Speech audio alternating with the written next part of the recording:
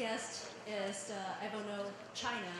Amy Gu is the general manager of Evernote China, and she will provide us a unique perspective about how the taste and the preference of a Chinese consumer and how their idea about how to impact the design of a technology product. Let's welcome Amy.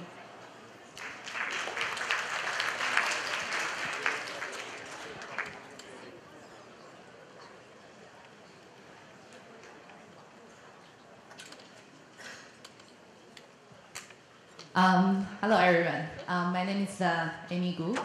It's so great to be back to Think because last year in 2014 I was actually on the stage talk about Evernote China. I remember at that time it was much smaller audience. I think it was seen somewhere in a Broadway studio in the city. And today, as I saw almost 400, 500 people here, it's pretty impressive. How the China-related topic attracted a lot of people. And also it's very interesting when I was sitting somewhere out of the building working on my slides, and then I hear someone saying, oh, there's someone from 印象笔记, so which is, Evernote's Chinese name.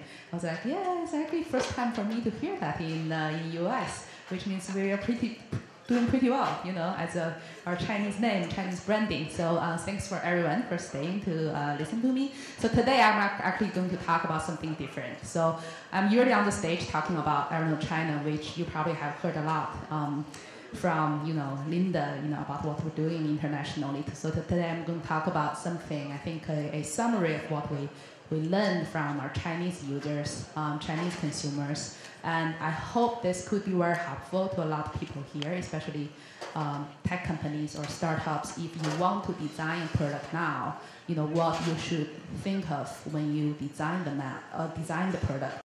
I think it should be more like bottom up. Like you should know the Chinese users, what they're doing now, so that you can really give them an awesome product to start with.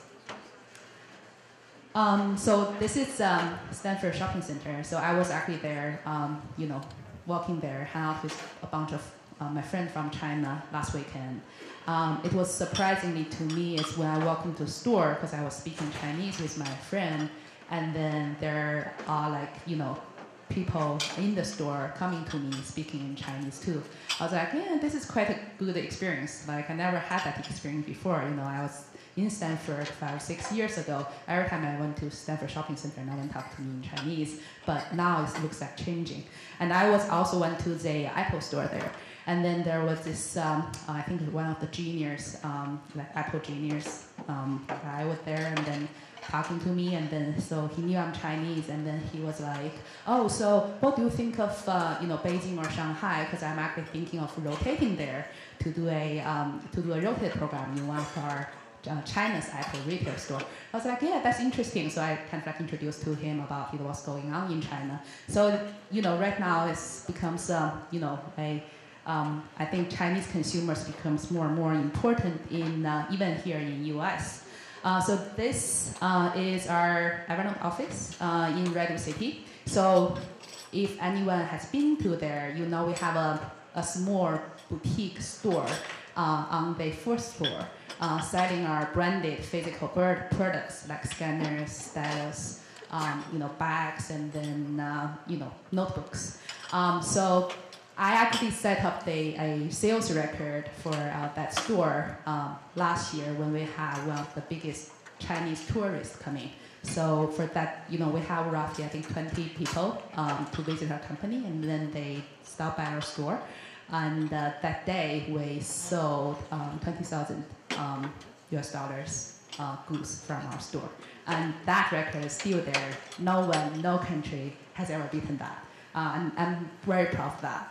So why that? I think if you follow the news, China already become the world's largest economy last year, at the end of last year, so overtaken US. So the purchasing power from Chinese consumers are very, much bigger than before. So as a tech company in the Silicon Valley, how should we leverage that? I think that should be something everyone should think of, especially when you first design your product.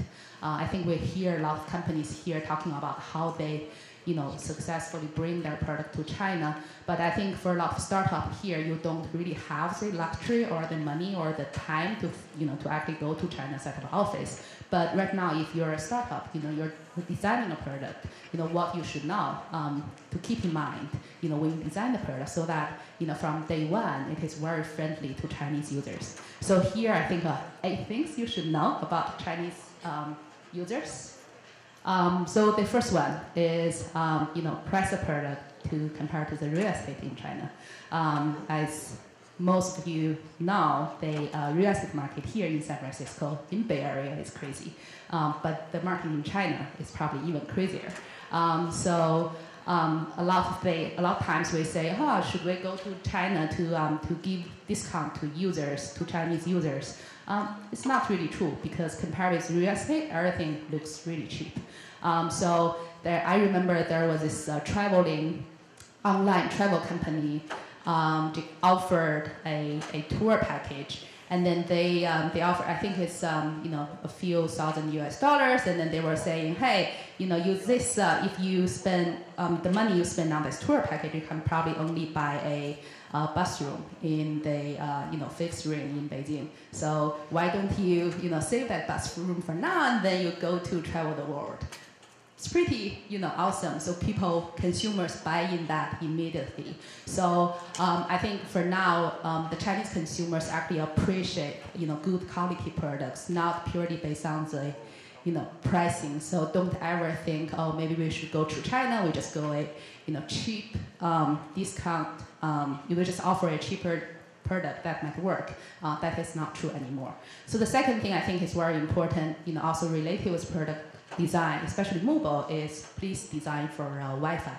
A lot of people, we are here, we have unlimited data plans all the time, so actually you don't really worry about how much data you use every day. In China, it matters a lot. So it has free Wi-Fi everywhere, so if you go to a conference like this one, you should have Wi-Fi.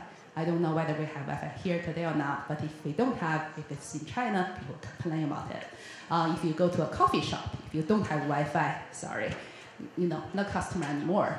People just go to other coffee shop. So please design under Wi-Fi environment, and that's what we did in Evernote. Is when we first launched in China, we actually have we launched this feature called Sync only under Wi-Fi.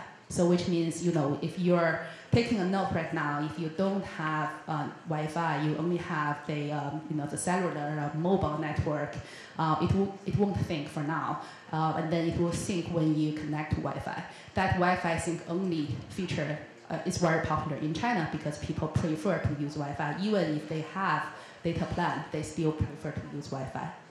So the third thing I think is also very important is target young generations. People like me are not really that young anymore. Please look at 20-year or something, or teenagers in China, what they're doing, what they are paying for, what they are really into every day. So this will be helpful to all the startups here, all the product designers here, and I wish everyone can make a good product, based on all the learnings. And please use Evernote to remember it. I have to say something about Evernote. So that's all. Thank you.